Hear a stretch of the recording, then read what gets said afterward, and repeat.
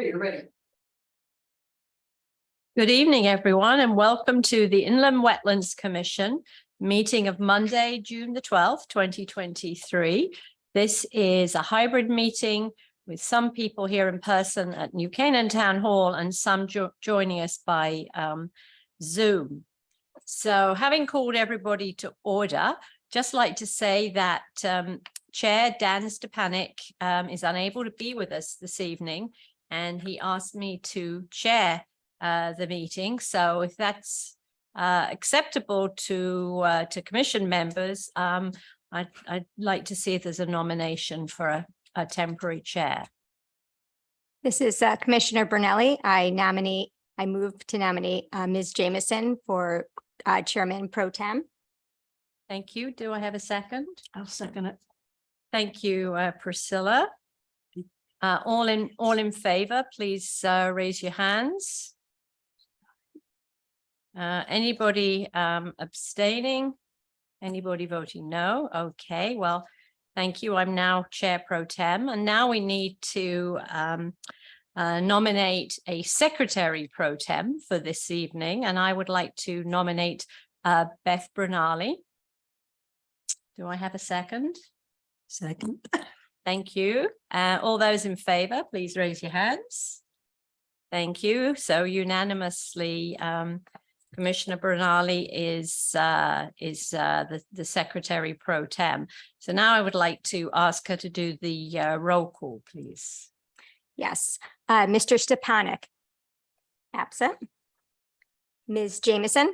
Present. Ms. Brunelli. Present. Mr. Sillo. Absent. Mr. Perkins. Mr. Perkins, I believe you're on mute.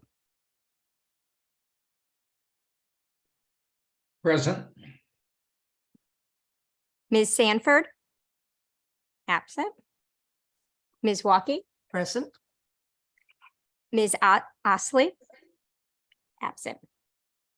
Thank you very much. Well, we don't have any alternates with us tonight, so I won't be seating any, but we do have a quorum with 4 of the regular commissioners in attendance. So let's move on to the agenda for this evening. Any questions or comments? If not, could I hear a motion to approve, please? I'll move to approve the agenda. Thank you. Thank you, Commissioner Woike. I second. Thank you, Commissioner Perkins. All in favor of approving the agenda? That's passed unanimously. Thank you. Then our next item is approval of the minutes of the regular meeting, May 15th, 2023. Does anybody have any comments? Excuse me, just a minute. Can you put your on mute? You have to mute your, okay, great. So we should not get feedback now. Thank you. Great. Thank you. Any comments on the minutes that were shared with you? If not, could I hear a motion to approve? Oh, I'll let approve. Thank you, Commissioner Woike. Second. I second the motion. All those in favor, please raise your hands. Okay, Commissioner Woike, are you in favor of? Yes. So thank you. We have three commissioners who've approved the minutes. I'm going to abstain because I wasn't here at the meeting of May 15th. Okay. So, but I believe we can still nonetheless approve the minutes. Very good. So now I'm going to open the regular meeting. And firstly, we're going to receive and schedule for the July 17th regular meeting applications. So we have one application number 22-23-38, 60 Weed Street, New Canaan Land Trust. Remove and replace existing boardwalk and add Diamond Pier infrastructure. Build new boardwalk along Weed Street with Diamond Pier infrastructure. So we should try and confirm agree on a date for a site visit. And We are proposing June 28th at 8 a.m., which I believe is a Wednesday. Could you let me know whether you're able to make that? I was. This is trying- Commissioner will not be able to make that meeting. Okay, I was trying to stay away from the 4th of July yes. holiday. But I know it's summer vacation and everything. So George was a no. All I'm available. right, Beth is a yes. Priscilla? You mean for the site visit? Site visit. Yes. Well, I won't be able to be here at the meeting. Oh, so you won't be coming. That's right. So You'll be Would absent I for the still go July. on the site visit or not? Probably not. Well, Yeah. you know what? It's so you can go on the site visit. But if you're not going to be at the July meeting, Right. I mean, I still need a quorum for the site visit, so we could Okay. use you as a. So you better say, oh, you quorum. want me to? Yeah, for now. Okay. For now, I would say yes, and then if I do get a quorum, then I'll Mhm. let you know. Okay. So, Yeah. and I'll have to check all the others that are not here. Yes, and I'm afraid I'm tentative. I'm hopelessly unreliable. Just depends what's going on at work, whether I can make that or not. But I don't think you should bank on me to Okay, make the I'll quorum. put you as a. Yeah, so hopefully we can find 2 other I think- commission members who can make that date. Okay. All right, so for now, we'll go with June 28th, and I'll confirm it by email and agenda when I know I have a quorum. So, okay, great. Thank you. So now we're going to move on to agenda item number 7, application number 22-23-23, 181 Lambert Road and 147 Lambert Road. James and Stephanie Cullinane and New Canaan Land Conservation Trust. Proposed suction dredging of an existing pond, dewatering tubes to be staged on existing tennis court, and temporary grading proposed to create extended level area for dewatering. Export of dredged soils from site, proposed wetland mitigation plantings. And hopefully everyone has been able to review the documents that are on the website. We didn't manage to have an official site visit for this meeting today for the 2 applications, but were any of you able to go and visit the site on your own? I did a couple of weeks ago. I wasn't able to, but I reviewed the materials. Very good. I did too, the same as that. Commissioner Oh. Perkins? I reviewed them. I reviewed the materials, but I did not have a chance to visit the site. Okay, very good. Thank you all for confirming that you've reviewed the materials. So now I'd like to turn it over to the agent for this application, Tracy Shalifou of Tracy Shalifou LLC. And I hope I didn't mispronounce your name, Tracy. That was perfect. Thank you. So with me tonight, I have Mark Amler of Pristine Waters, who is our dredging contractor. So if at any point during the presentation you have questions specific to him, he's here to answer those. So Tracy Shalifou LLC, based in Danbury, Connecticut, and I'm here to present for both the New Canaan Land Trust at 147 Lambert Road and Cullinane 181 Lambert Road, James and Stephanie. So this is an application for a suction dredging, and I'd like to share my screen at this point.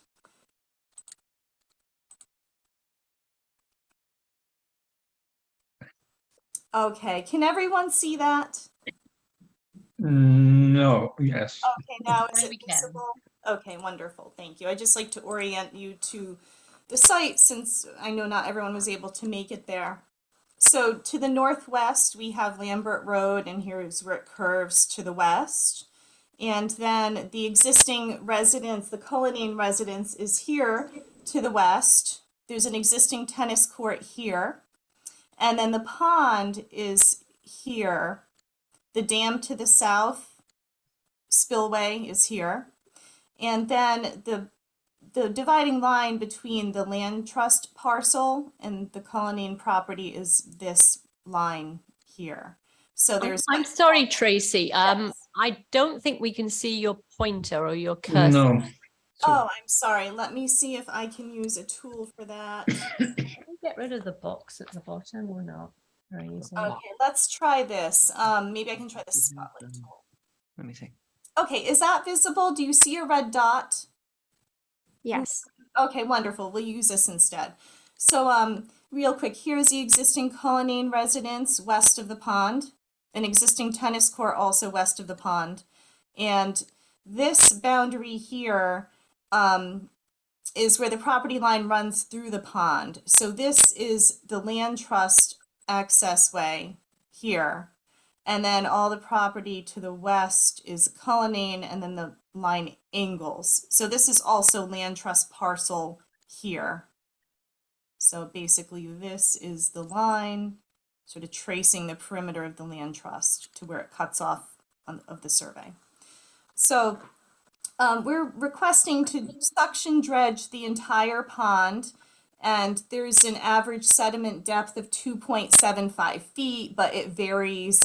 We had the contractor prepare sediment depths, and you'll see that on the second sheet of this set.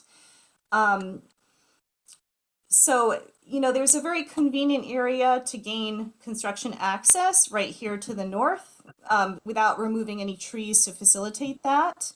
And then conveniently, the owner is willing to use her existing tennis court as an area to stage the dewatering tubes, which is wonderful because it really minimizes disturbance to make this project happen.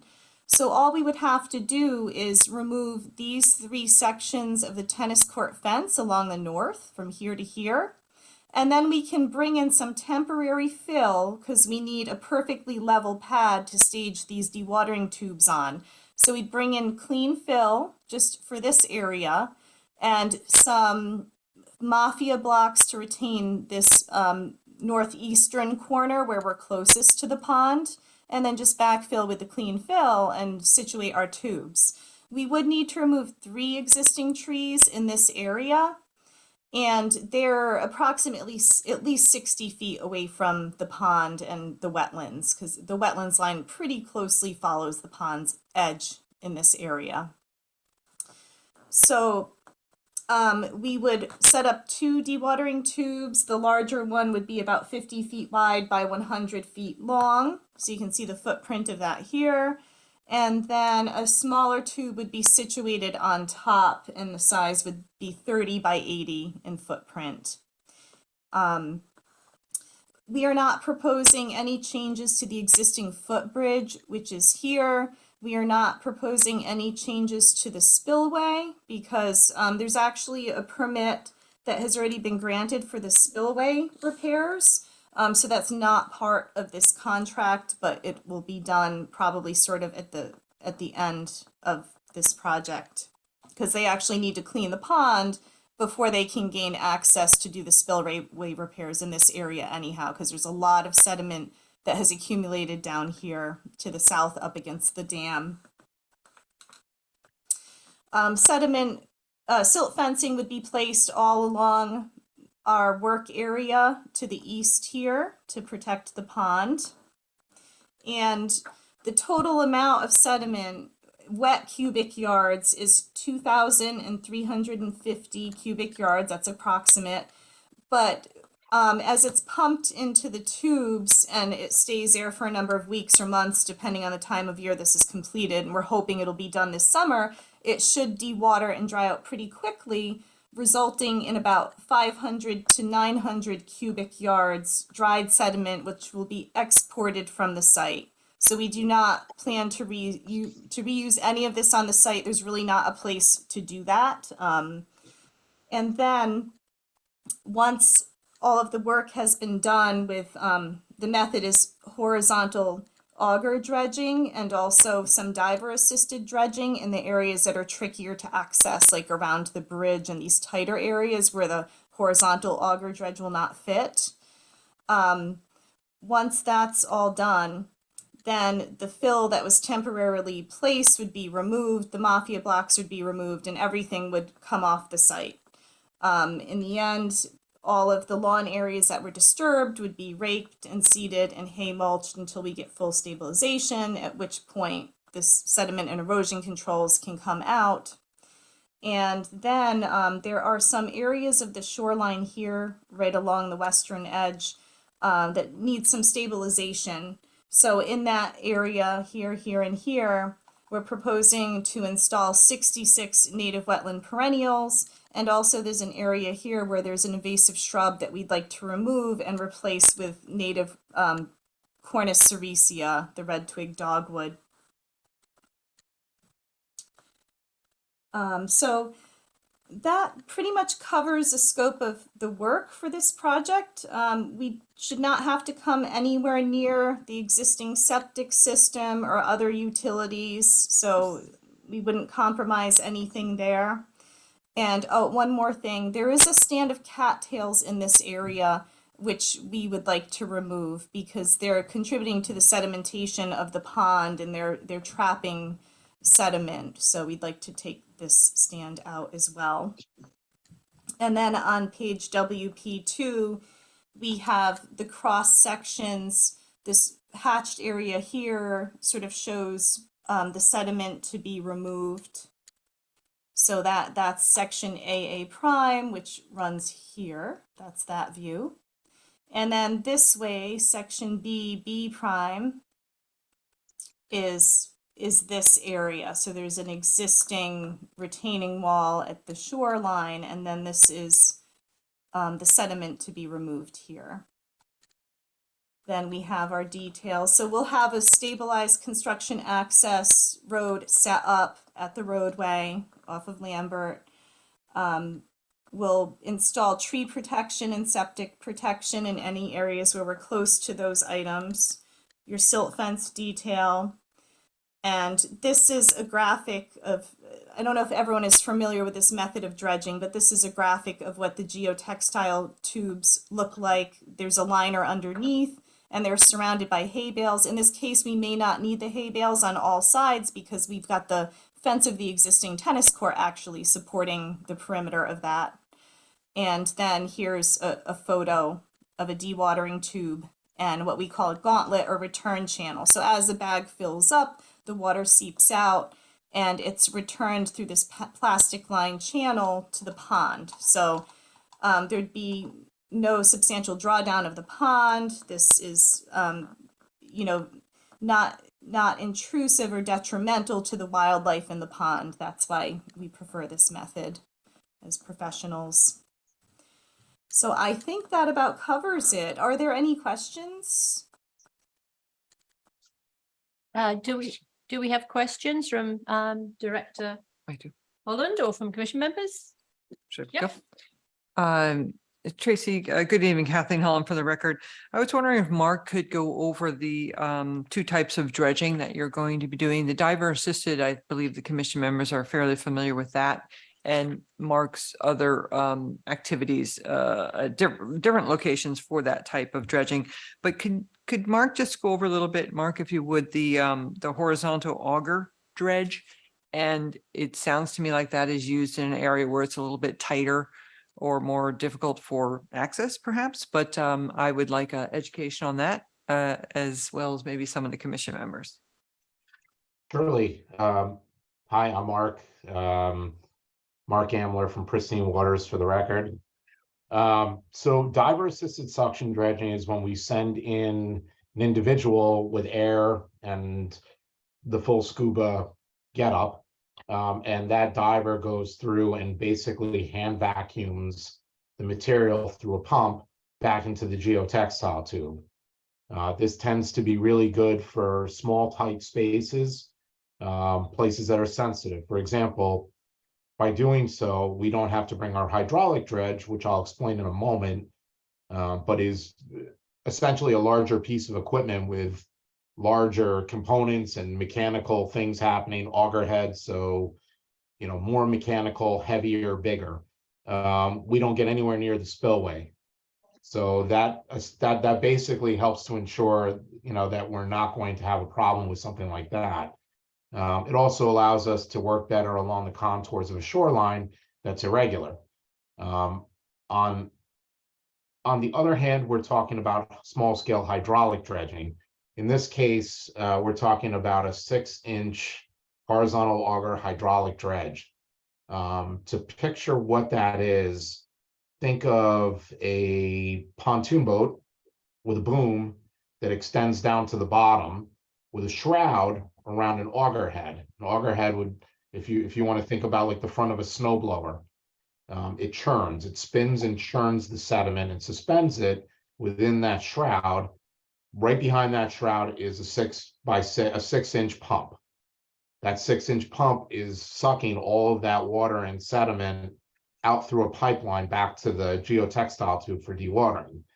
So, when you combine the two, you really kind of get the best of both worlds, in that the horizontal auger dredge is a much faster technique than a diver dredging project would be. You can move substantially more material in less time using a machine like that.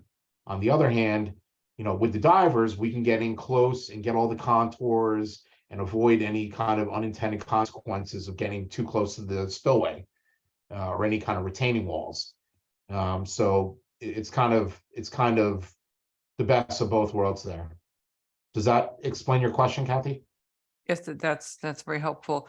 Sure. My second question, you may have said this as you were doing your presentation, Tracy, just confirm that once the materials dewatered, that material will be moved offsite to a suitable location. And secondly, I just had a question, I guess back to Mark, the double stacking of the bags. Mhm. I suppose that's being done due to just limitations on the site, and you're anticipating needing the very large size bag in addition to the second bag. Yes. Okay. Yes, Kathleen, the dredge spoils will all be exported from the site. That is correct. This is George Perkins, for the record. Tracy, you had mentioned that the marine life would be protected. How was that accomplished? Mark might be able to answer that a little bit better than I can, because he's the one who's done so many of these over the years. And so I'll I'll answer the question with a brief statement, then I'll let Mark jump in. But generally, because the work takes place fairly slowly, the animals feel the vibrations and move out of the way is what we find. But I will let Mark elaborate on that, since he's Okay. the boots on the Thank you. ground. Thank you for the question. Yeah, that's so Mark Ambler, Pristine Waters again, for the record. It's pretty much what Tracy indicated, and I can tell you, as somebody who's literally done this by hand more times than I can count, that animals that you find in ponds, for the most part, actually really across the board, have a fight or flight or fight mechanism built into them. I mean, when we're doing diver dredging, as we approach fish scramble and swim away. As we approach turtles, they generally move out of the way, unless you have a hibernation type scenario, in which case, when we're doing a diver, we actually pick them up and relocate them out of harm's way. I think it's a combination of the two things. I think it's A, the vibrations of the machines, and B, the presence of a larger animal next to them. In this case, we'll say I'm the larger animal. Okay, thank you. But then beyond that, even in the case of the hydraulic dredging, there is a substantial amount of vibration, and the smaller hydraulic dredge that we're proposing to use on this particular project is approximately 21 feet long by 6 feet wide. And there is a 65 horsepower diesel engine running on that machine. There's quite a bit of vibration and noise that's reverberating out through the water column. So that's how that's what we generally believe is the case, and that's what generally is assumed and has been proven out in studies over the years. Mortality should be relatively low. Thank you very much. Sure. This is Angela Jameson, for the record. Mark, what is going to be the most challenging aspect of the dredging, and how will you overcome those challenges? I would say there's two substantial challenges to doing a pond like this. One is, as I mentioned before, the irregularity of the shape of the pond. From a hydraulic perspective, that can be a challenge. You're not going to get a perfect dredge if you have, an auger head that's 5.5 feet wide and rigid, right? This is kind of a natural pond, so or an impoundment of a stream, but it has a natural contour to the shorelines. So I think there's something to that that'll be challenging, and we kind of overcome that with the diver dredging, as I mentioned before, because it allows us to get into places. Beyond that, I would say that you have to control water, and maintain a lower turbidity. We'll be using a series of curtains to kind of turbidity curtains in the water column to slow down water movement and allow any kind of superfine sediment to settle out before going downstream. That's another one. And then some of the passageways within this pond, if you recall the map that Tracy had up before, the channel running as you're coming downstream to the right of the island, closer to the house on the left side of the pond on your screen here. Navigating through there with the hydraulic may prove to be challenging, and certainly we're not going under that bridge. So we'll go as far as we can. The rest we'll do with diver, and then we'll turn around the hydraulic dredge on the opposite side of the pond, down closer to the spillway, Tracy. And then we'll dredge over here with the hydraulic, and again, kind of connect the dots with the diver, just to make sure we get everything. Thank you. And how Welcome. long do you anticipate that the dredging will take? It's a good question. A lot of it has to do with really two things: how good the weather is while we're working. Obviously, if we have substantial rain events during work, that will extend the timeline a little bit, just because, again, we're trying to control water flow and trying to control that turbidity. So that's one. The second thing that'll affect it will be how well this particular material dewaters in the geotextile tubes.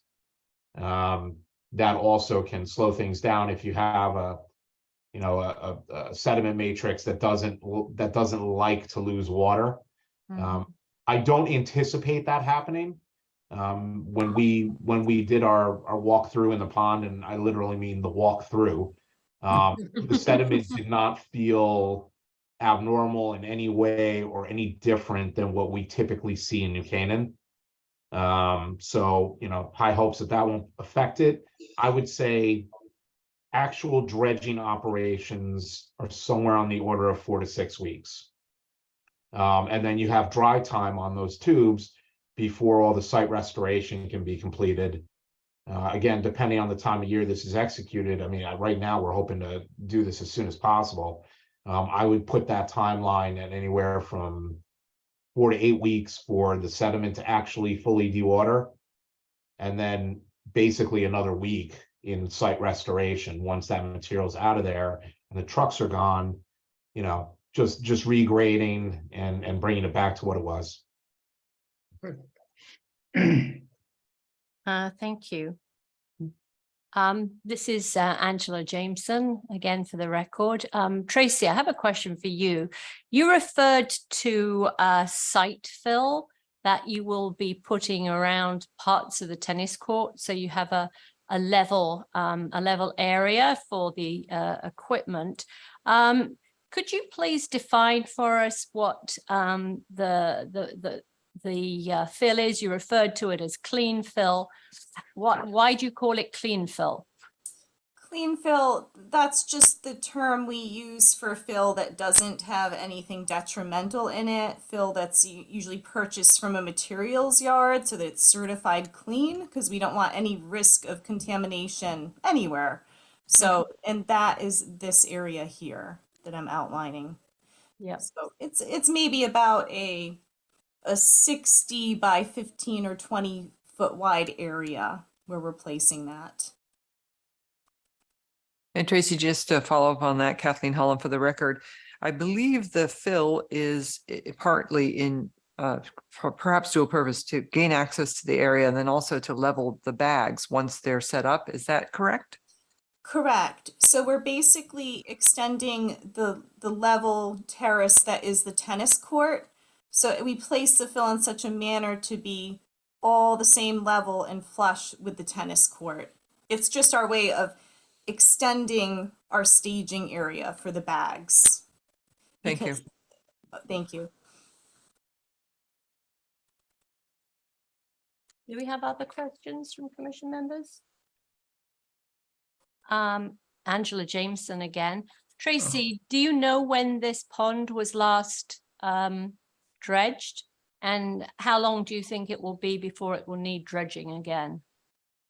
So, you know, I researched the file and I saw that I think it was approximately 12 years ago, perhaps, that this pond, it was not dredged, but something was done called hydro raking to it.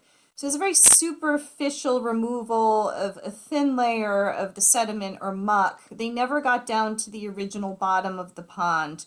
So it really was sort of like, you know, putting a Band-Aid on a gaping wound, I guess, because it didn't, you know, it didn't increase the capacity of the pond and it didn't really stop things from growing. So it was a temporary fix. So I don't know if beyond that, if the pond had ever been dredged prior to. This may be the first time that we're cleaning it the right way. And in terms of how long the cleaning will last, it's so dependent upon storm events as we know, our storm events nowadays are very, very unpredictable. So you know, it could be years before it fills in again, I would say.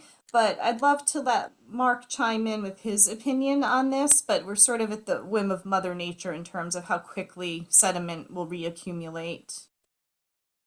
Mark, would you like to add to that?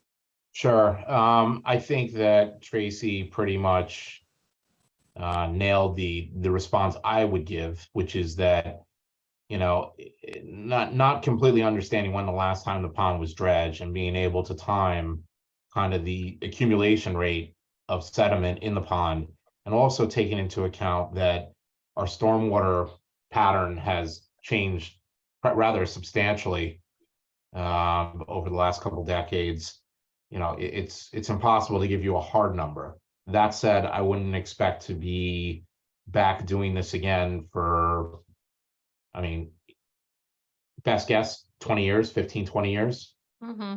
But you know, again, you have a storm like Sandy and it washes down, you know, 1,000 cubic yards of sand. These little ponds become essentially catch basins for the downstream bodies of water. So that's my best answer on that. Thank you. And another question for Tracy. You referred to the fact you already have a permit for repairing the spillway and you'll do that subsequently. That permit was from the Inland Wetlands Commission? That is correct. Yeah, it was actually just stonework outside of the water. Right. So it was a minor repair that the owner hasn't quite done yet because she's been targeting and trying to figure out this larger project. And Right. didn't want to do that without doing this. I think Tracy had referred to that as well. So it was all administrative, more aesthetic type work on the stone structure. There's those of you who hadn't gotten to the site visit, I don't know if it shows up in any of my pictures, but there's quite a bit of stonework around the perimeter of the pond. It may show up in some of those pictures. So as I recollect, it was related to repair of some of the stonework along the edge of the pond. Very good. Any more questions from the commission members? Kathleen, are there any special conditions that you think would be useful here? Well, as Tracy mentioned, there will be a restoration plan involving, I think she said, a number of 66 types of plants that will be installed along the edge, roughly where they're going to be working, in addition to the removal of some of the invasive items that they've identified at the site. So I would recommend that, you know, upon completion of that, Tracy would provide a final report, basically that the installation has been done to the satisfaction of her inspection. So I could have that on record. And then as far as anything else, I really can't think of anything, you know, from the pond dredger's perspective. Mark and his crew have done a number of ponds now across New Canaan in varying locations and varying levels of difficulty. They are a well buttoned up operation, and they know the whole staging of everything that needs to be done here.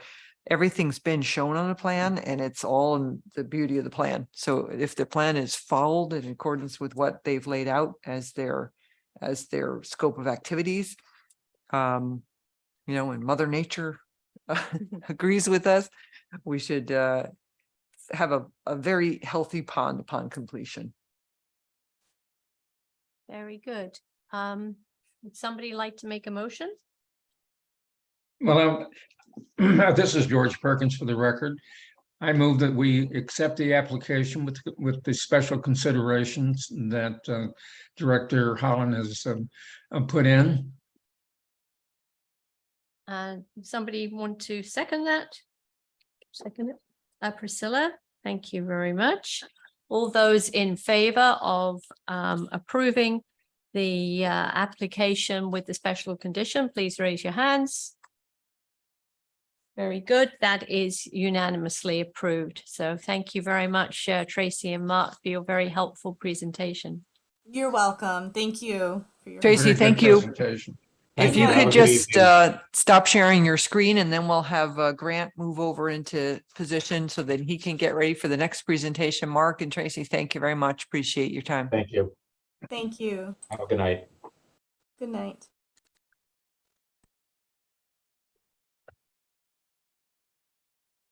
You want to start speaking the meager? So speaker, actually, or- believe it or not, that's like don't bigger. worry about that.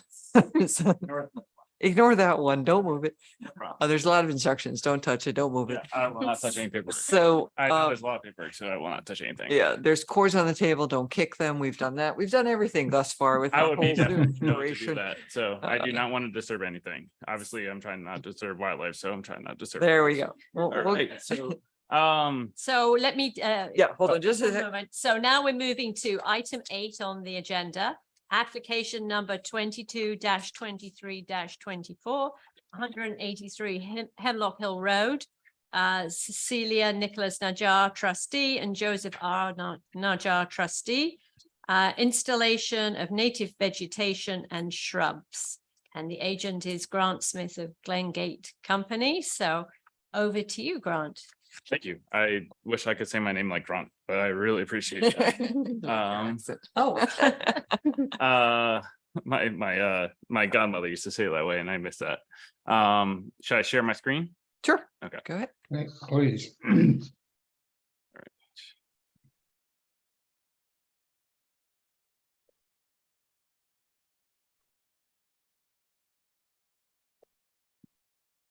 Looking good so far.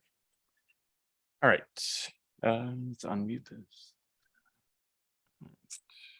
That might give us a feedback, but no, yeah. So you keep yours on mute. Yeah. Is that better? Nope, sounds like you're still, nope, I think you're good. All right. On the record, this is Grant Smith from Glengate. I appreciate you guys all giving the time for me to be here.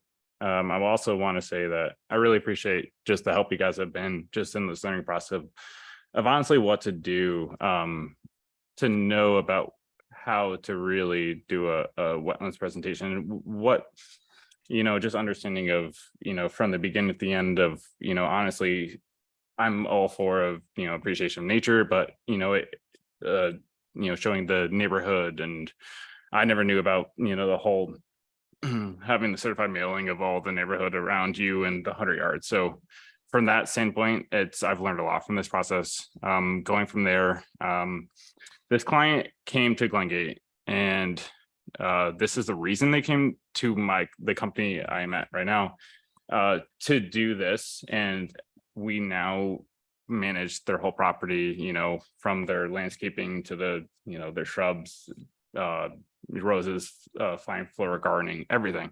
So it's a nice stepping stone for us, but anyways, this is the reason, and I'm happy to work on this as long as it takes. From this, it just obviously this is the first slide. This is the driveway. This is the garage going into the back area of their yard. I can go to slide 2. I can skip it.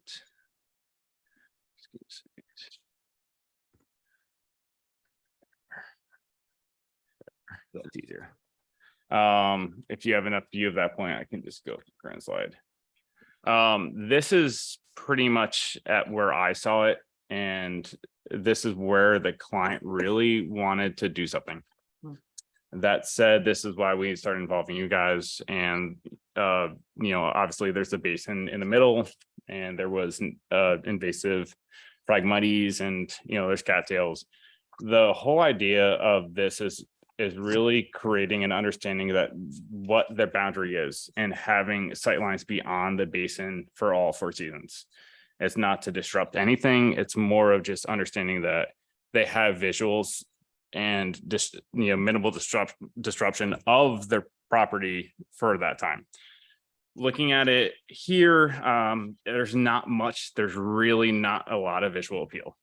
The only visual appeals you had, and I'll show this in later slides, is really these clusters of white pines. So that's really what Eastern white pines, and that's really what we kind of started from. And just from what we want to just mimic exactly the clusters they had, and just kind of fragment them in different areas, not creating this exact line to disrupt anything. Obviously, if you do a straight line, it's not going to work well. You're going to have to do drip line. You're going to have to put stuff in the back. So obviously it's judging where the water is, where it's going to work. So it's really figuring out where, for his visual appeal, where this would work for him to create this border from, as you can see, these existing, these far out homeowners, but still really a minimal disruption of the property. Let's see if I can. Grant, excuse me, that photo that you Yeah. just had up, that's probably spring? This Or- is or winter? when I started. I would say this is April 1st, probably March 29th to April 6th. Hmm.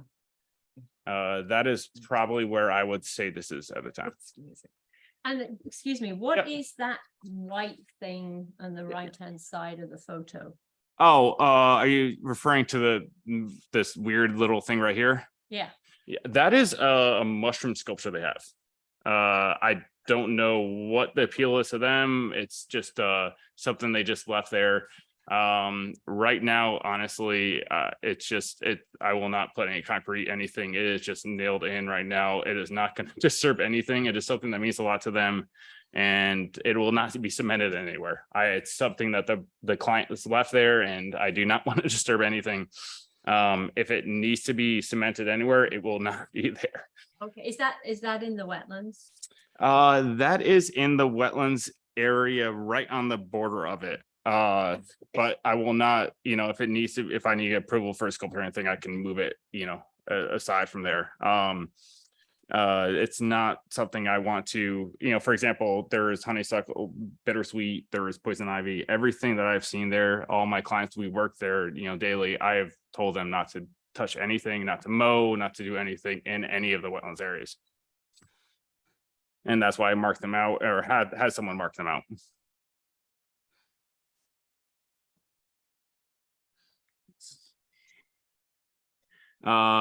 Good view of here. It's just showing just the slope there. It's a beautiful silver maple right here that you see. We do not want to touch any of the native vegetation. Again, anything that's non-invasive, we do not want to cut down. If there is a dead limb, I will have my guys cut that down while installing it. But if there's anything that's live, we will not touch that. The only thing, again, we will remove is, again, honeysuckle, bittersweet. That is, honestly, there's a lot of issues with ivy that's going up a lot of the trees right now. I can show you on further slides that it's really full now. So as I've advised him to do. It's taken a long time. It's a great, it's a learning curve from him. He just moved to this house, but he just started with us. As you would advise anyone, you want to have 4 seasons for what we're trying to do, but also 4 seasons to be in the house.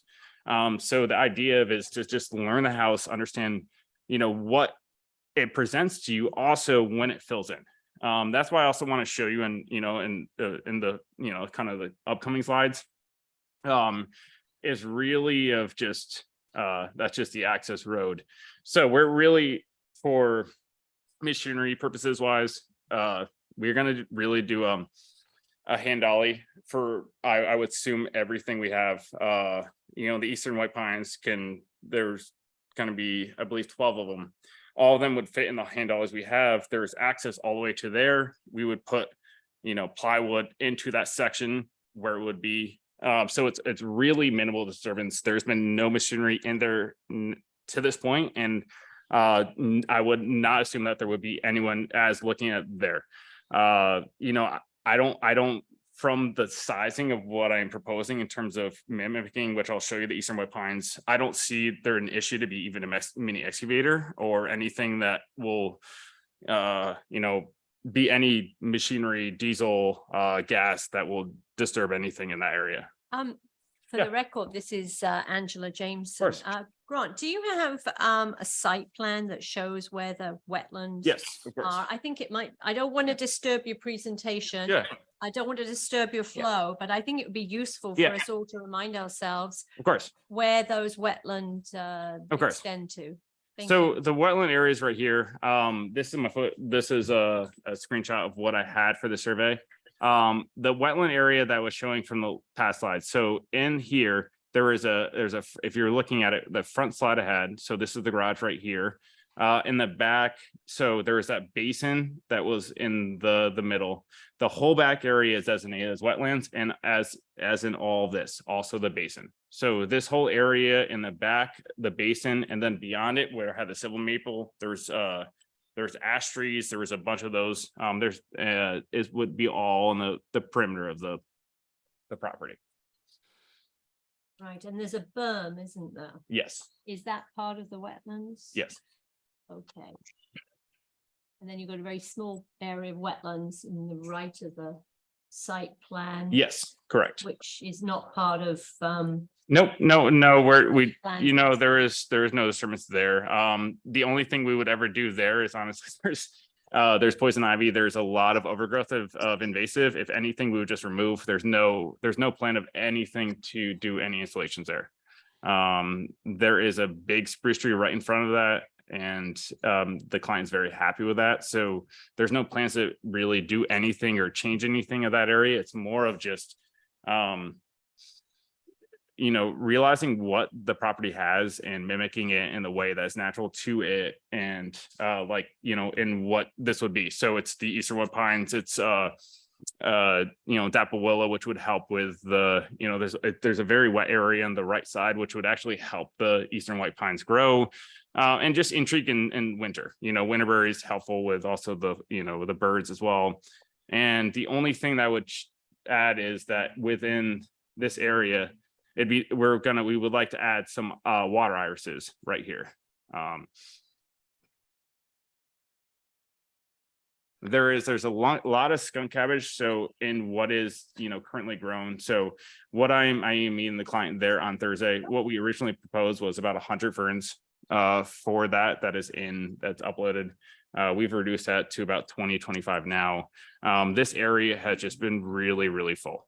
There's no reason to disturb it. There's no reason to change any of this. The whole idea is this picture right here, that is just this cluster of white pines, to just add some color throughout the rest of it that creates a border, but it's not a straight line. You don't have to worry about it, but it's just in different areas that it's intriguing, but it depends on where you're sitting. It allows privacy. I think he originally wanted us to do to be honest, he wanted us to do a whole perimeter border, and we pretty much told him, I would recommend not to do that. I think it's better to mimic what you have. And that's kind of where we have been going.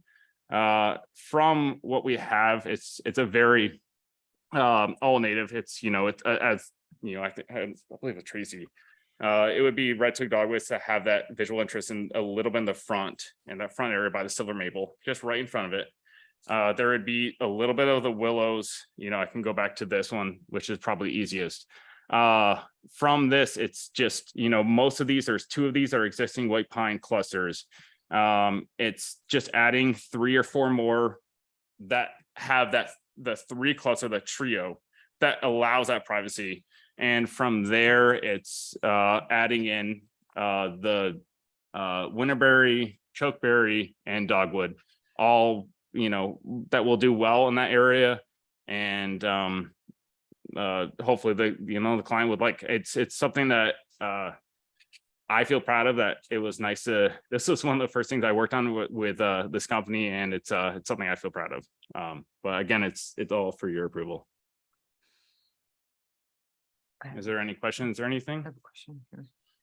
Grant, on Yeah. the planting of the white pines, that seems to be the biggest Yeah, item that you'll be planting. yes. Is there any amendment that needs to occur to the underlying soil in order to put the white pines in, or are you building them up? Or what are you envisioning the installation of those to be? Envisioning installation of them is looking at, so right now when I was looking at it, we don't want to build them up. We want to level out with what the soil is. We do not want to erode the soil. We do not want to level up so that we'll create more water issues anywhere else. Really what it is because luckily it is wetlands, it will allow with a water issue. So that's kind of what we're hoping too. So we do not have to put any drip lines, anything to disturb it also underneath the soil. Obviously we can put bumper crop and, topsoil above it to make sure you have that umbrella effect on it so that, you have that flare on the bottom of the pine. So they will do well and they will succeed. Obviously, if they won't, we won't plant them. The reality of it is that where this is I think the big thing is the boundaries. The white pines are the big thing, and that's what we're trying to work on. The other things are the chokeberries and winterberries. We want to minimize them, as you see in the other pictures. I've been talking with them continuously. These numbers are the max. Honestly, every day I talk to them, it's minimizing and minimizing. We've already minimized the ferns to not disturb the skunk cabbage.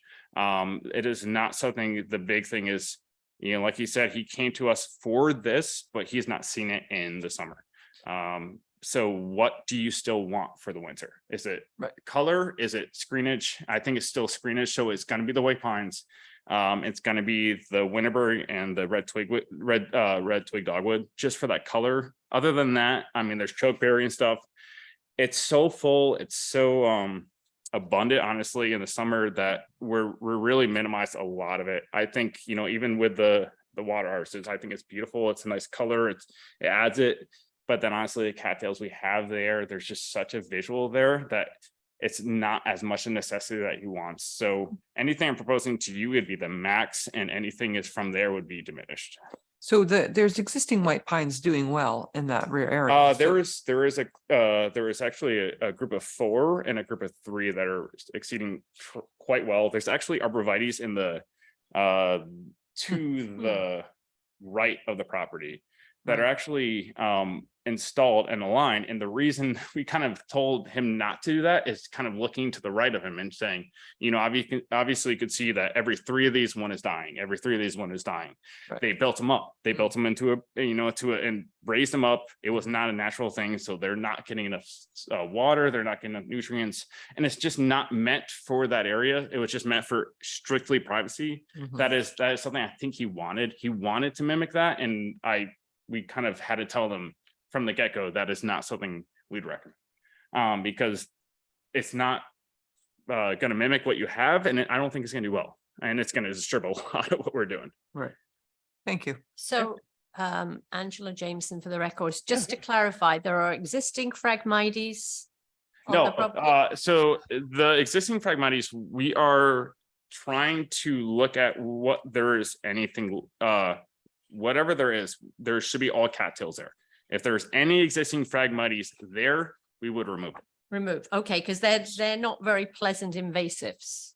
Oh, Correct. absolutely. Oh, Yeah. yeah, yes. Okay. I am very, I'll be very explicit too. I mean, it's something I would not want at all. I know I think people don't realize what they are and what they do.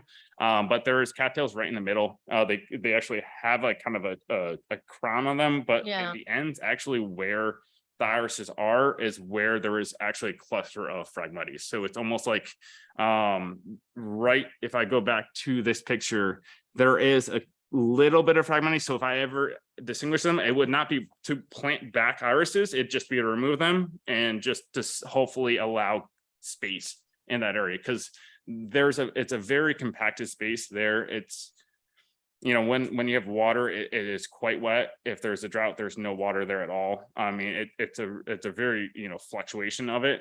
So I don't feel comfortable planting anything. I don't want to disturb anything. Also, I don't know what that level is. I don't know what the soil is. So it's not something I don't plan on, but if I see Phragmites, I would like to remove them, but it would just be on the edge. It would not be in that, you know, center and, you know, disrupting anything in the middle. And what kind of equipment would you need to use to remove them and any other invasives? I mean, honestly, ideally, we would reduce machinery to the minimum.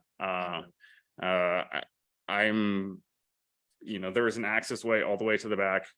There'd be a full hand dolly for a tree dolly for all the white pines. The only thing I could possibly see is, you know, a mini Kubota for if we do have to dig deeper for a bigger white pine. But honestly, we have looked at all the areas. We have looked at all the, you know, the front areas. We've looked at the left and the right. We would have to just put one plywood down and we would install it, because luckily there is an access road all the way to that point. I don't see that much of a need for any machinery, which Thank you. is nice. Other questions from commission members?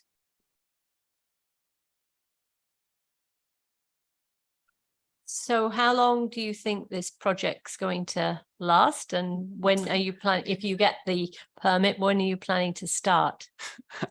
If it was a client, it would be yesterday. But if for us, honestly, you know, obviously we'd have to source where the, you know, what I'm proposing to you, we'd source.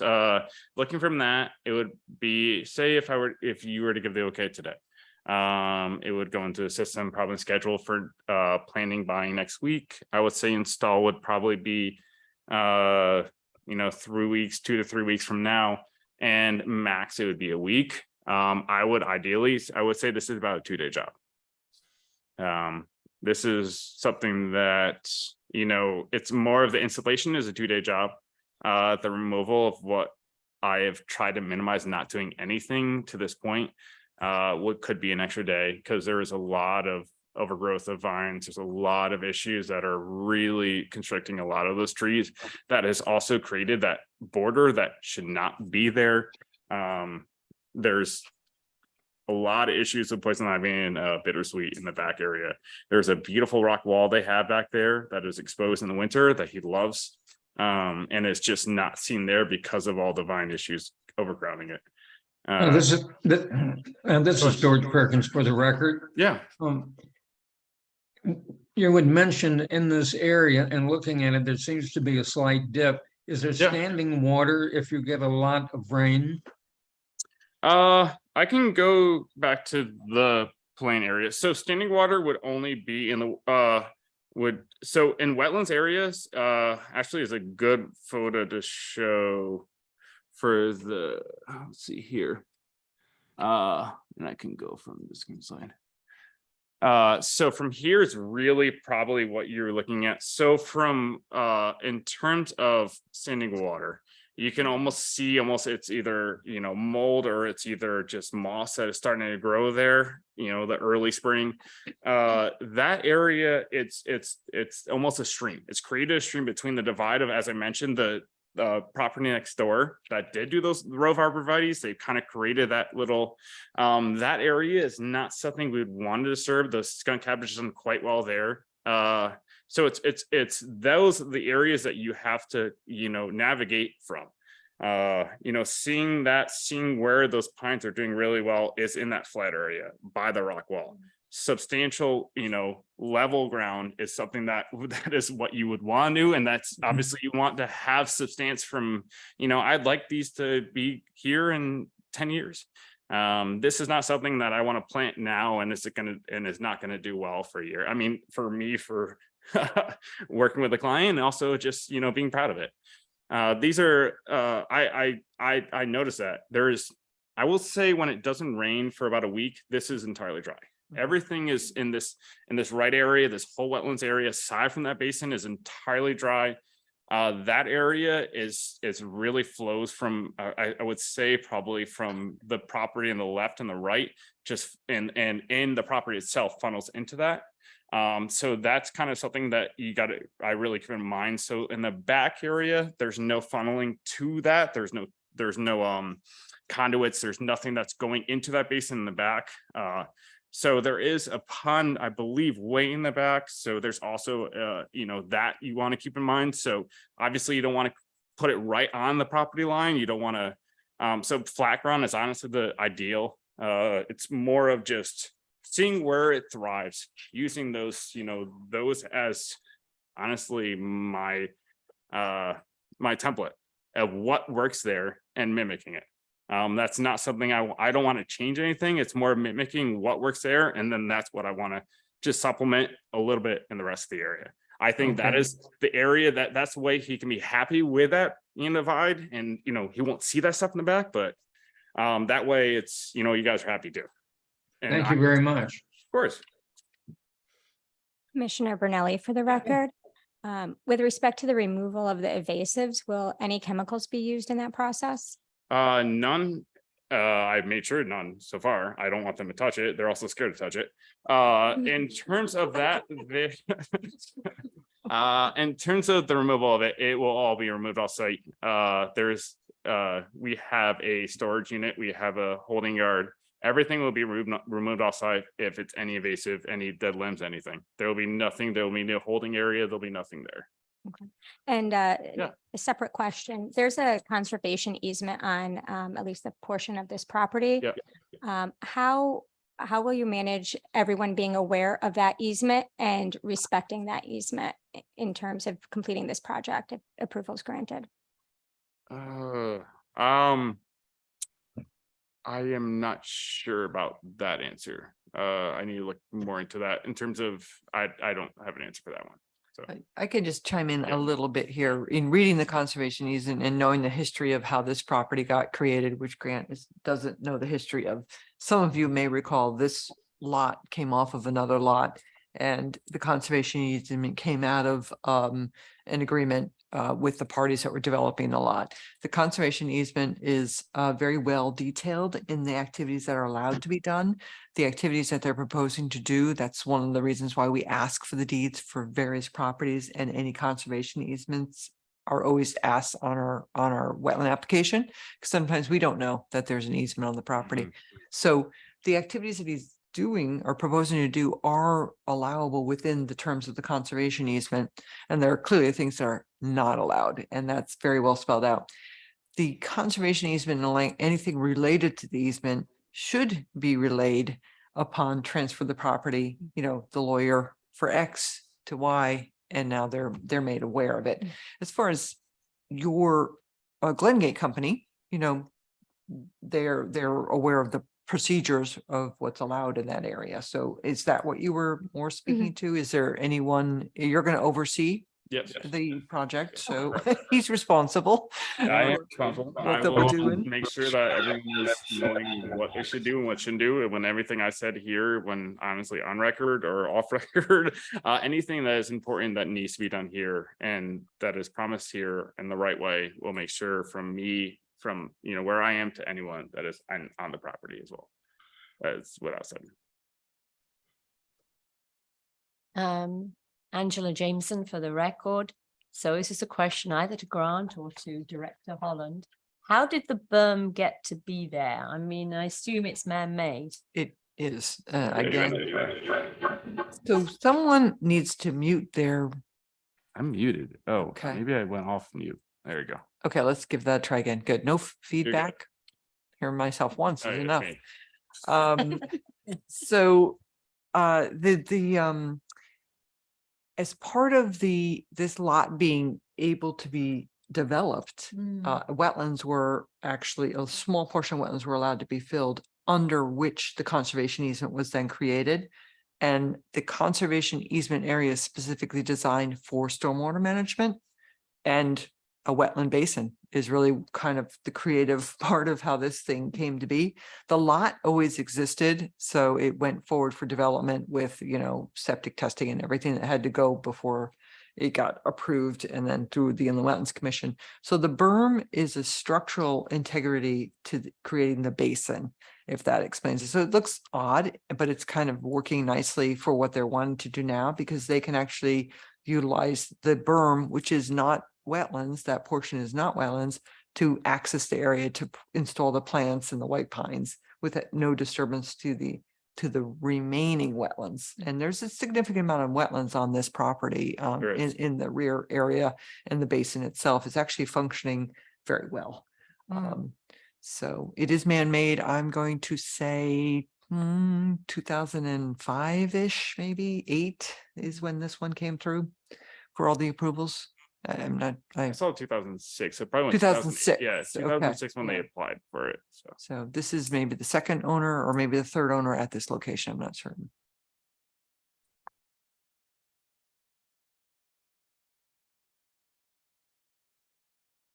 Do we have further questions?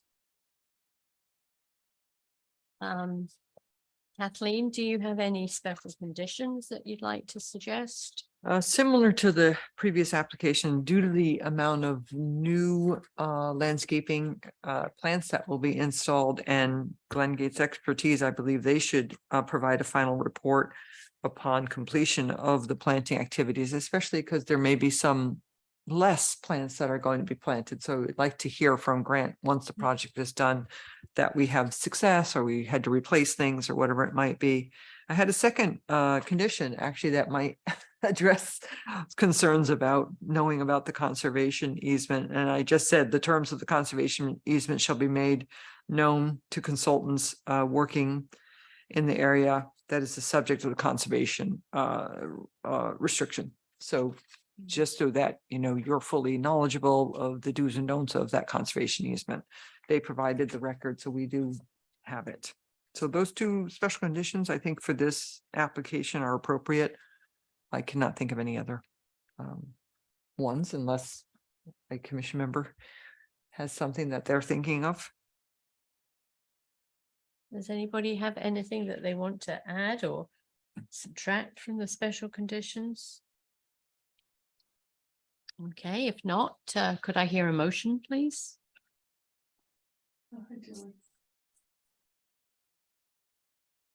Okay, I'll speak up. This is George Perkins for the record.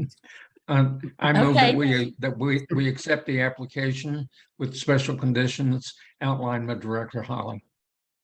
Okay, and a seconder? Second. Thank you very much, Beth. So all those in favor of accepting the application with the two special conditions outlined by Director Hollins, please raise your hands. So that is a application with special conditions is approved unanimously. Thank you very much, Grant. I really appreciate it. Thank you. guys. Good job, first time. Very good. Wasn't so bad, was it? I'll shake you underneath. Just All right. There's something might have disrupted some electric. no, I would know if you did, but you have to stop sharing your screen so we can have Mr. Frangione. So you're still on our screen. I'm not sure that I can do that for you. I will try. No, I'll take care of it. Okay, great.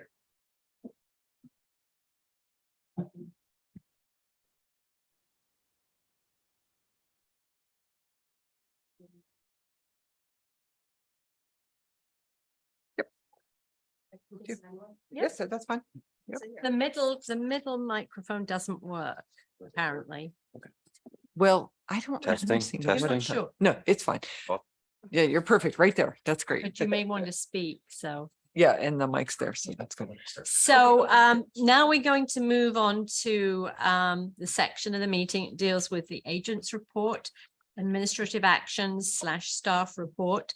Item number 9, notice of violation issued to Walter and Patricia Varian of 45 Beach Road. We're going to start with a report from Director Holland, and then we're going to have a status update from the consultant, Mr. Frangie Owen. Great. Thank you all for joining us. Kathleen Holland for the record. In the packet that you have at your desk also that was electronically sent to everyone. I did want to make the commission members aware that I issued a notice of violation on May 18th for activities in a wetlands at property located at 45 Beach Road. The terms of how everything came together is all spelled out in the notice of violation, so you can read that for yourself. Fast forward to what are we, June 12th? We are making good progress to move towards getting the matter resolved, in that Mr. Frangione has been engaged by the applicant to work towards mediation of the activities that have been identified as a violation of the wetlands on the property, with filling over a substantial area of the property. So the notice of violation specifically requests that the applicant appear this evening and sort of give the commission members an update on where you know, kind of what's been done since the notice of violation. And a lot has been done, and it's been difficult. I totally appreciate the work that Otto Thiel, your soil scientist, has been doing out there, in addition to Rob and the homeowners working their way through this very difficult situation. So we are now hopefully going to hear from the Frangiones and the Varians, if they wish to speak on sort of, you know, what you're thinking at this point. I'm hoping that, you know, I've given you, I think, as much guidance as I can, knowing, you know, kind of being to the site a couple times and working with Otto and Rob now, talking about the property and how do we kind of get towards what needs to be done. But I think if the commission members, once they hear some of the, you know, briefing this evening, they may have additional information that they'll be looking for you to do, which I would like them to speak up, so that if there's something that I've forgotten or missed, we would like to try to capture it. So that's really the goal of this evening, is to lay out sort of where you are and then move it forward. Okay. Sounds good. It's our first time too. Not mine. And last. No, you're an experienced hand. So this is Angela Jameson, the record. I think it would be helpful for the commission members if we could kind of approach this in a timeline fashion, you know, to understand what happened and why, and then move on to, you know, what the plans are Sure. for mitigation. So for the record, Rob Frangione Engineering. I was brought in on May 31st after the notice of violation was issued. With me tonight are Walter and Patricia Varian. They can go into the how we got to where we are. I can tell you what's been going on since I've been involved. So Otto Thiel has been doing probes of the property with an excavator to try and figure out, well, where was the historic line of wetlands? And so I've provided with you some handouts and what I'm showing on the screen. First, you know, one of the things I've done is gone on Google Earth Pro to figure out, you know, what did the property look like before I got here? And you can see that there was an extensive lawn line up to the front of the property. Can you see my hand going back and forth? And then there's some trees and stuff, you know, just because there's trees doesn't mean that it's wetlands. It just means that it was wooded. So, you know, Otto did his probes in here, and I think so far he's put a bunch of rods where he thinks the limit from the wetlands to the upland area is. That's one of the things he'll be following up with his report on that. And where those rods are kind of jibe with this. And if you go down, you know, if we go back in time, and we go to May 2019. Unfortunately, the picture quality gets worse as you go back in time. So you'll see that there's still lawn area in here. It's just the shadows obscure it.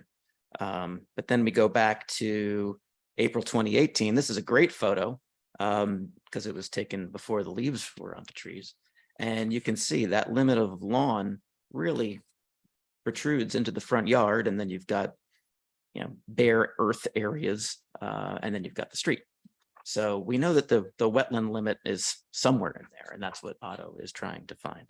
And then going back further in time, August 2006, so almost 20 years ago at this point, you can see there was lawn in there. And again, this picture looks like it was taken from Mars, so it's not of great quality. And I was able to go on Google Earth Pro earlier, but it was so blurry that it just was useless for this presentation. So, so for the immediate future, my thought was, once we have Otto figure out where he thinks that wetland limit is, then we have RKW land surveying go out there, do a topo of the property, figure out where the wetland limit is, where the limit of disturbance is, driveway features. Oh, one of the other things is, based on Otto's preliminary findings, the earth disturbance that is on the north side or to the right of the driveway as you're coming in, none of that was wetlands.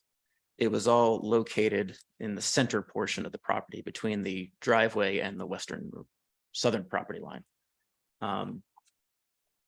So once we have that, then we can figure out what's the regulated area, how much disturbance was in the regulated area, and what do we need to do as far as, is it fill removal?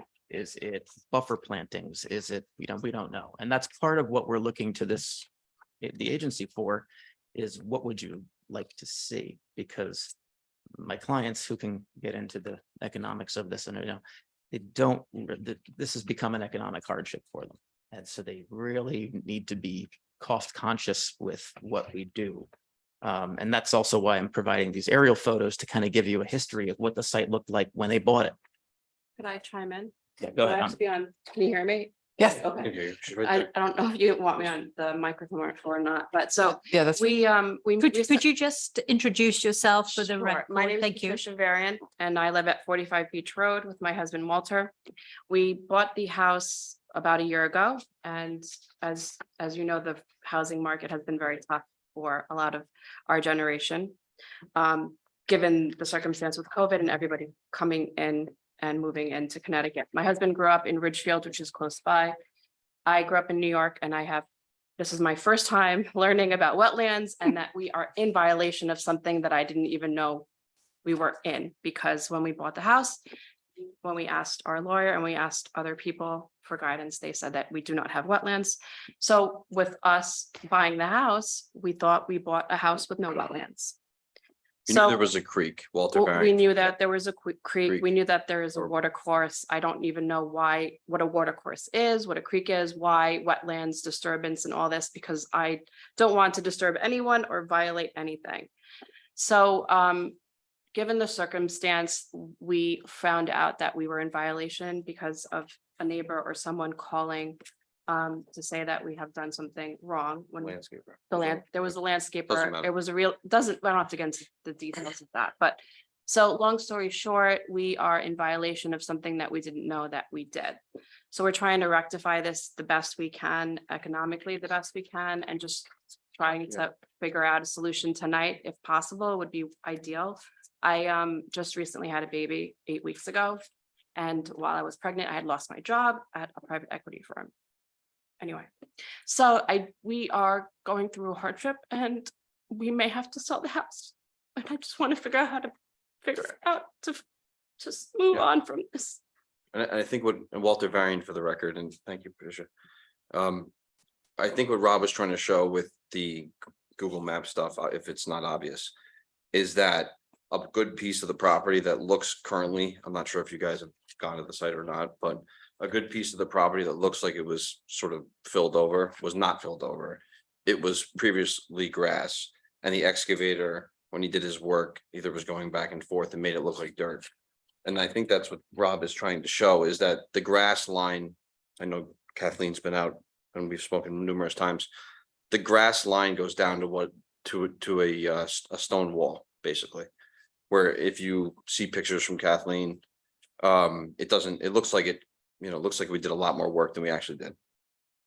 if you look at these photos, Rob Frangione again, this photo here, you can see this lawn area that I'm circling with the cursor.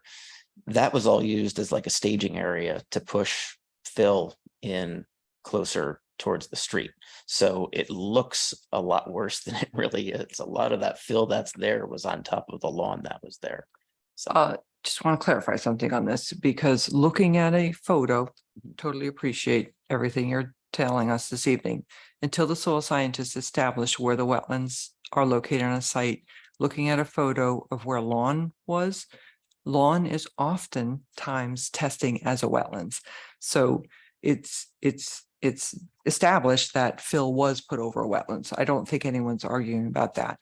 So the photos are interesting, but they're not relevant in establishing where the wetland line is, which I don't think that's what you're trying to do. I get that. I'm just trying to prove that if there was filled in wetlands, I mean, this property, you know, Beach Road, I mean, there's wetlands on all sides of the street. We didn't When know this that. house was built, in the 50s.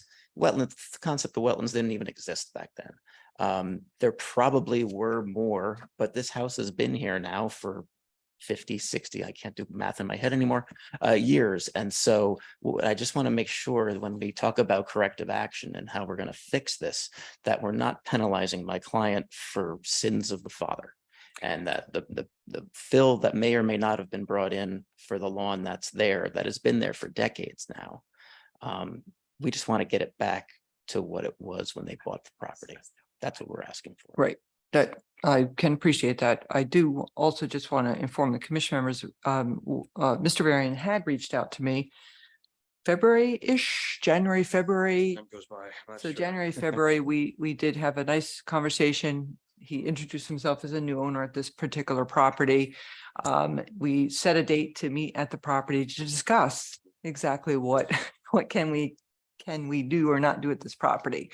There are not a lot of records on this property because it's an older home, as you know. So I was able to find, the old septic records, and I had a bunch of information. In addition, our GIS map, which shows the DEP wetlands. So it's like the first glance of where wetlands are on any piece of property. So we had a date to meet. Unfortunately, you were unable to make that meeting, but I left those records at the property. So that was February-ish, and I could go back and look at my notes on this.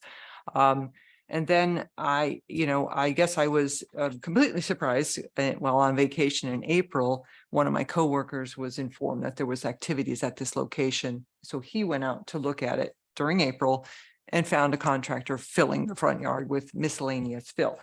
So there definitely are some confusion on, I don't know who is telling you that there were no wetlands at this location, because that certainly was not the indication by any records that the town had and had provided to you.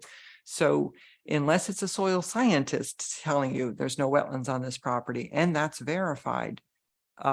So education wise, being from New York, you might not be familiar with wetlands and regulations. So even the creek or the intermittent water course, that's a regulated area, and that's wetlands. The reason why we are protecting these wetlands is so that we all have drinking water is really the primary reason. So if we continue to fill in all of our wetlands on Earth, we will not have drinking water. So it's kind of a simple principle, but and also looking left and right, well, that neighbor did this neighbor did that. That's just a bad situation to go forward with. You didn't say that, but I think sometimes that's the Okay. argument that I hear is people go, well, they did it. So I'm not sure where the communication broke down, and you obviously had a lot on your plate personally. So, you got some bad folks to do some things at the property that shouldn't have happened, and you're in a pickle right now. The commission's desire is to have it rectified, but they have a job to do, and that's to protect the wetlands. So we have to move forward in some fashion that will ultimately restore the property to functioning wetlands. And I think you're slowly getting the information. What Rob said, as far as, Otto's done his evaluation, he's put up some markers. RKW should go out, pick up that information, They should locate the limit of disturbance of what's currently there. So then it will be very clear what has to come out of the wetlands. I don't think that's a point for discussion unless the commission feels otherwise. Anything that's over wetlands has to come out of wetlands, off of wetlands 100%. I believe there was a wood chipping over the wetlands. So there's a nice layer that indicates where the wood chips are, and then the fill is on top of that. So removal wise, that should be fairly straightforward. I know it's an expense. The quality of the fill is questionable. I think that has to be addressed in some fashion. If any fill is to remain on the property, because it's random miscellaneous fill that I don't know the quality of anything at the site that would potentially harm the wetlands on the site from leaching and whatnot. So those are my points. I just wanted to set something straight because I think the activities, this is a larger violation that we've not seen in quite some time. And unfortunately, you're smack dab in the middle of it. So, you know, I am trying to move this forward in a positive fashion to get it rectified, but the commission cannot take into consideration, you know, financial. So what would happen if we need to sell the house and we're going through this? The violation is on the record. No, but how do we sell a house with a violation? How do we go through this process? Like, how do you, So if you, well, I'm sorry, I'm not totally following. so Are you- how do you sell a house? No one's gonna want to buy a house if you're in violation. So how do you sell a house if you're in violation? Can we do something to move forward without being in violation? Yes, and that's what Mr. Frangione is hopefully Should we going. be reasonable with the asks that you're asking? It's until the proposal is made, we don't know what reasonable is. So, and we don't have all the factors right now. Reasonable would be to remove what you consider a violation. And then once we remove that, we are no longer in violation, correct? So how do we decide? So we have Right. these pictures, we paid a scientist, we're paying him. What else do we need to pay for? Because it needs to stop. So when these situations occur, Okay. the applicant, the owner of the property is responsible for hiring the consultant to make a proposal. Everybody's asking a lot of money. So we need to figure out a way Let me just step where in we're there. not spending. I think- It's getting to a point where Let it's me- like $30,000 and I don't have it. Let me just step in. I don't have it. Kathleen, Walter Varian for the record. I'm not even sure. Otto's been a little bit confusing in terms of, is he done? Is he not done? He's come back 4 times. I think he's either lacking guidance or he's a little bit confused in terms of what commission needs in order to move forward here. So, I mean, unless Rob tells me otherwise, I feel like he should be done at this point. He's come out 4 times to the property. I think Rob could probably answer that. You've spoken with Otto. I've most- spoken with them Yeah. and I think we've come to a resolution. I think he's done. Okay. And I want to talk to him about, you know, the historic photos and where he's sampled and what We need he's you to looking tell us at. what we can do too, because I don't know what we're allowed to do at this point. We were told we can't touch anything. So what can we do going forward today to fix it? That's what I want to know, please. Right. So that's what we're getting towards, Okay. but it's going to take, unfortunately, Time. time and I don't effort have the to time. to. Don't have it. So can we work on it tonight, Yeah, please? so we can't do the proposal for you. The commission can review a proposal that comes in from Okay, the consultant. I So understand. they, you know, we can provide the guidance and the commission is literally just hearing about this one based on the notice of violation. We have not done a site visit. I A understand. site visit will be done after an application comes in to fix the issues that are there. And then you make a presentation to the commission but you know, we're working together on this. The financial aspect of it, I know it's painful. I think when I first met with you back in whenever that was, April, I explained this was not going to be a simple process. And unfortunately, it's a process that a consultant frankly doesn't really want to get involved with, but it can be done. And I think you have good people working for you that will do it as expeditious as possible. But it's still expensive. It's costing, his price was basically what I'm paying for my daughter to go to preschool. I have 3 kids. I have one at East School that's in kindergarten. She had a beautiful party today that I might have to say, I have to say goodbye to East School and I have to say goodbye to New Canaan because of what we're going through right now. And it's really pissing me off. Well, it's, It needs to be fixed tonight, please. Can you understand, please? Please Ma'am. understand. We understand the difficulties you're going through. The challenge for us is this evening, we don't have enough information before us to provide you with the answers that you want. You know, no one likes to be in this position. You know, I certainly feel for you. I'm sure the other commissioners feel for your family as well. But we're charged by the town to do a job on behalf of all the citizens of the town, and we're just trying to uphold that. So we're not trying to be difficult. We're not trying to make this as painful as possible for you. We're trying to just make sure we have sufficient information so we can just hopefully do the remediation once and as efficiently and as possible. So we're not doing it multiple times, trying to get to the correct resolution. thank you. And for the record, this is Angela Jameson. I think one of the issues that we'll want to delve into is exactly what the fill was, what it consisted of, and where you got it from, and so we can figure out what potential issues it might have for the wetlands going forward. Because from what we've heard, it sounds as though the fill extends not just from the wetlands but into the upland review area 50 feet from the wetlands themselves. And as grass Director there. Holland said, you know, That's the there's the risk of confusing part. leaching. That's the confusing part, is that we had grass 50 feet from where the wetlands are and it was grandfathered in.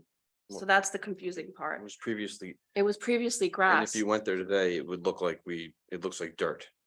But previously it was grass all the way Right. sort of down. I know. Well, And as then- Director Holland explained, Yes. just because something is grass Yep. doesn't mean it's not a wetland. What establishes whether something is a wetland is the type of soil that's there. And that's something that a professional accredited soil scientist has to determine for everybody involved, for the benefit of the homeowners, but also for the commission as they make decisions. Rob Frangione again, I think what we would like to, when this is all said and done, is to keep the lawn, whether it's a lawn wetland or not, to keep the lawn as it was. Because I think what my clients are afraid of is that based on the limited disturbance that's out there now, is all of that going to be determined to be wetlands? And now we've got an upland review area that extends into the house. I mean, their septic system is right in front.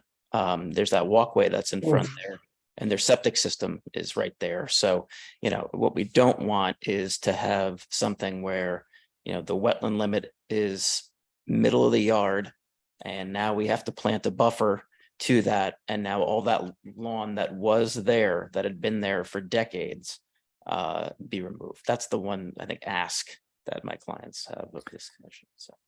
Now, this is George Perkins for the record. It seems like that we are working with a lot of unknown variables. Mhm. And it would make, to me, it would make more sense to have all the facts before we just really start discussing this. And, you know, because as you said, Otto is out there.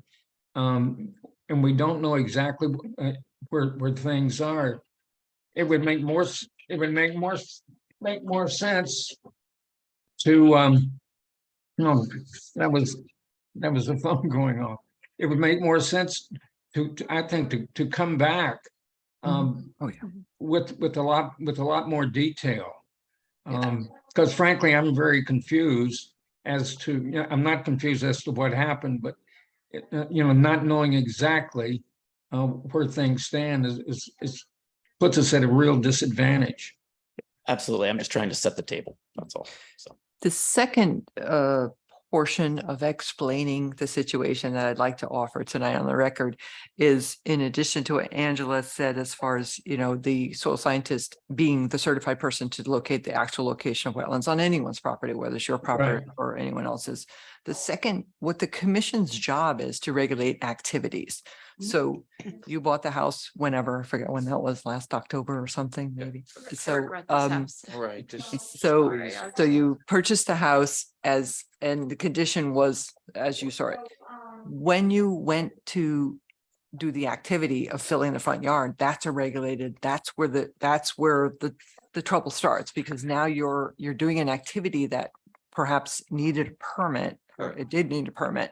So that's what we're trying to get back to, is what are the regulated activities that were taking place? Yeah. So the mere fact that the photos show it as a lawn doesn't really matter, because you changed it from that lawn that was there to what's there now. So that activity over or near the wetlands is what's causing you to go through this process to figure out. George, can you mute your mic, please? Sure. Oh, I'm sorry, of course. Thank you. Sorry, just hear another voice in the background there. So I just wanted to explain that a little bit further. It's just, you know, the photos are great, but to George's point, getting the facts on a survey that indicates where everything is, that's when these folks will be able to figure out, and Rob, what's likely able to be done in order to mitigate it and get you whole again, to then decide what you wish to do. I have a question. Priscilla Wakey. Behind the house is a blue area. Is that your property? That's, Is that somebody else's? Is it a pond or a pool or a pool, Priscilla, that's a pool. pool? And it's your pool? Yes, it's been there since the sixties, I believe. Okay. Just curious. Priscilla, The right? water course starts in the back. I don't know. Mm. There's a water course in the back that was built in 57, I believe. That Mhm. was built to take the water from Carter Street. Mhm. It comes down a big hill into our backyard to take the water on the side of the house. And it was dumping in the front yard. We left when we did the work, we tried to leave the water course intact. Mhm. And when I bought the house, my lawyer, who's a very good lawyer in town, people know him, he said there's no wetlands. Maybe quickly, he just said there's no wetlands. He did tell me if you want to expand the house, there's a creek to the right of the property. But when we did the work, we had my real estate agent, this sounds like excuses, it's not, I'm just telling you the backstory. Mhm. We understand we made a mistake, that's evidently clear. We were told by multiple factions that you do not have wetlands. So when I had Kathleen come out the first time, which I unfortunately last minute got called to the city, and I would love to have had that meeting, and I should have made another one, but things got crazy. I was under the unintelligent assumption that I had a water course, and if I left the water course intact somewhat, that, you know, going into a pipe that goes across the street then out, that I wasn't affecting any wetlands. That was my unintelligent assumption at the time. That if I kept the water course going, and it actually was spilling out all over the place because the previous owner had passed away and was in poor health for many years. Mhm. So we had the water course coming down and sort of spilling out everywhere. And we thought if we made it sort of a clean line into the pipe, that we weren't affecting we weren't putting a pipe and then dirt over it or getting rid of it. We were just doing the stuff sort of north of where the wetlands was spilling out. And we did actually put some around. It was relatively wet, but our assumption was that it was wet because it was unmaintained and just sort of Right. spilling out wherever it wanted to go. So that's a little bit of the backstory. I do feel rather unintelligent because Kathleen I did speak to her. I called her and I had all these notes saying there's no wetlands per the town. And I know that's nobody's fault because the house was built before wetlands were a thing. But I would have maybe thought twice if my lawyer would have said, look, you do have wetlands, you have all this, you have regulated property here, that it would have made my decision different potentially. Yeah. So I just wanted to tell you that. Can you No. tell them why we did what we did? So they Oh. understand? One last thing, and Walter Varian for the record.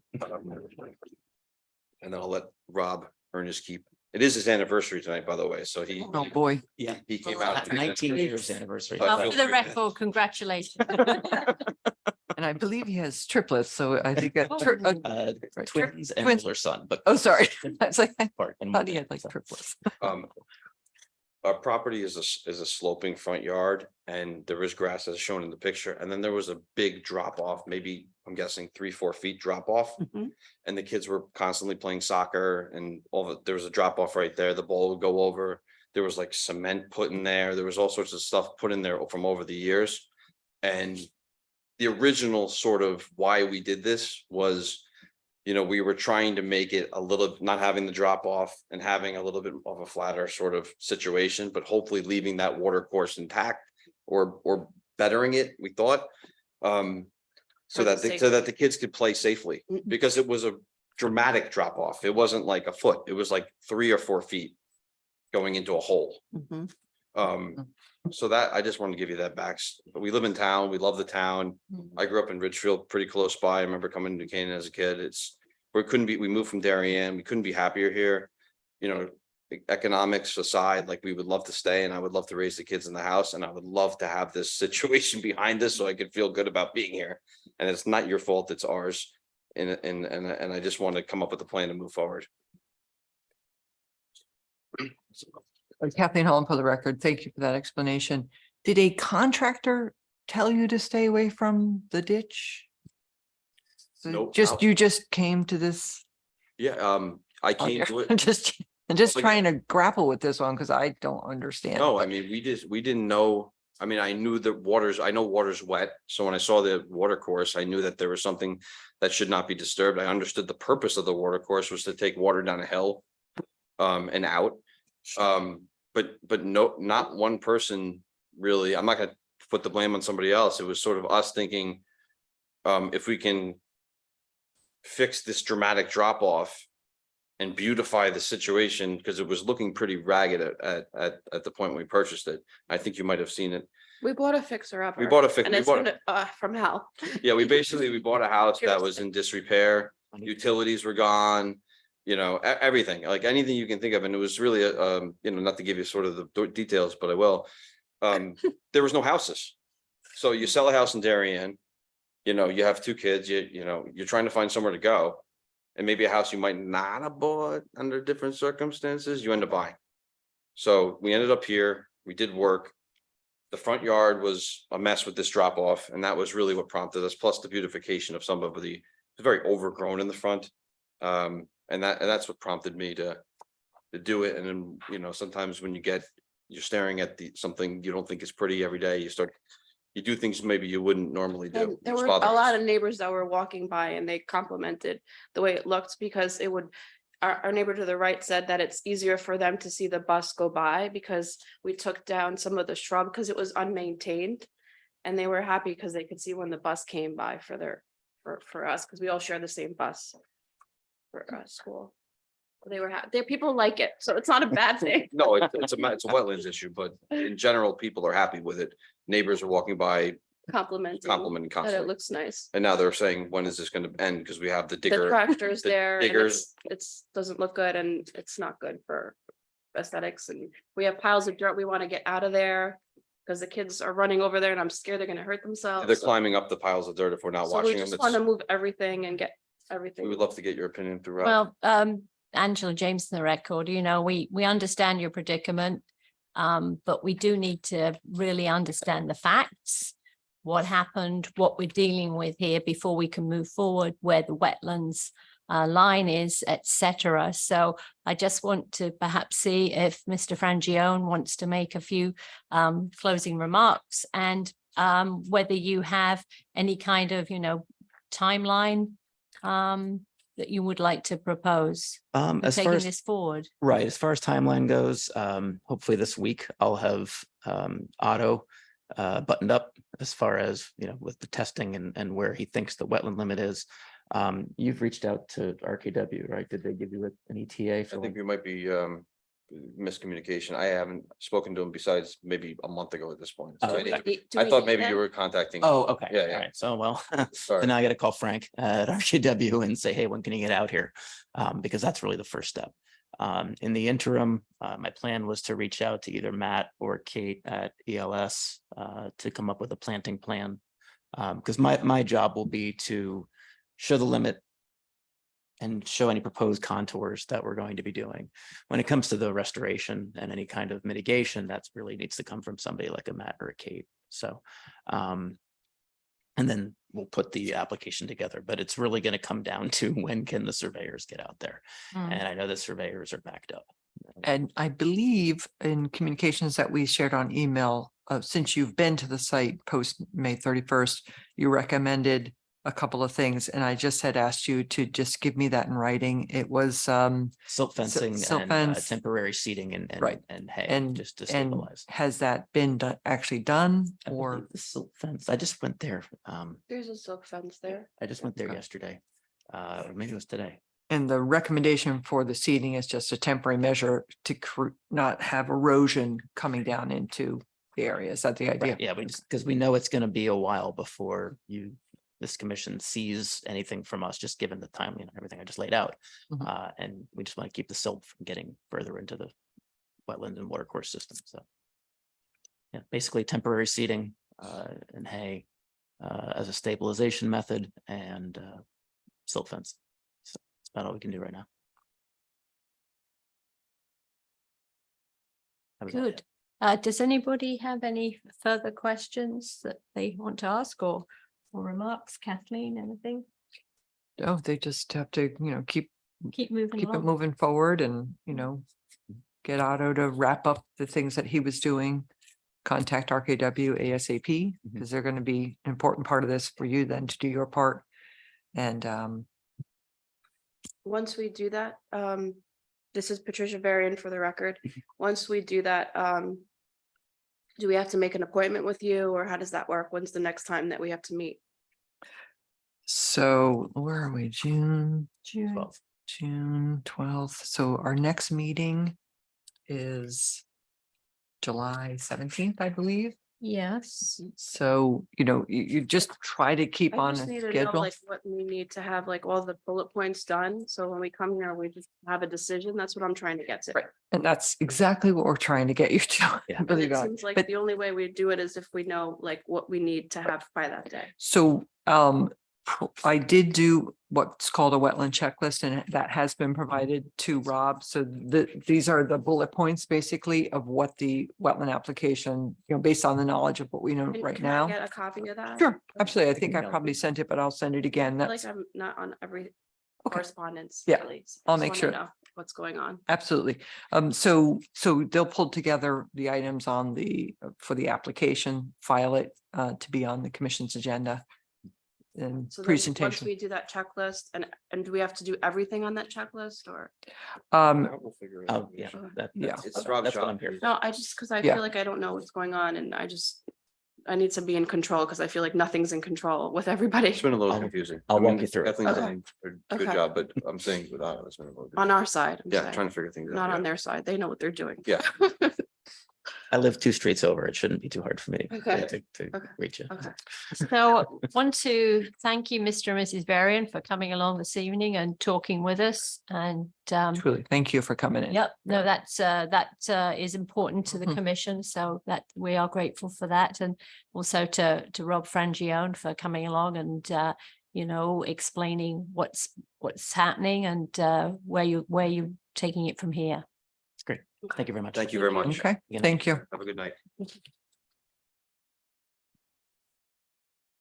So I think that's the last agenda item for this evening. So unless there's anything else that Kathleen wants to mention to us? No, I will just follow up with the other commission members to try to confirm the site visit. Yeah. Once I know that. Good night.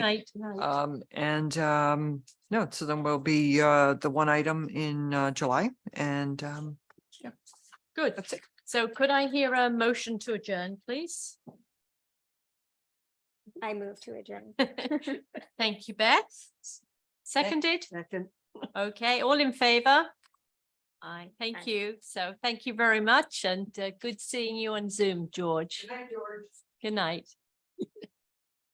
You're on mute, George. I think you're saying good evening, good night to us, but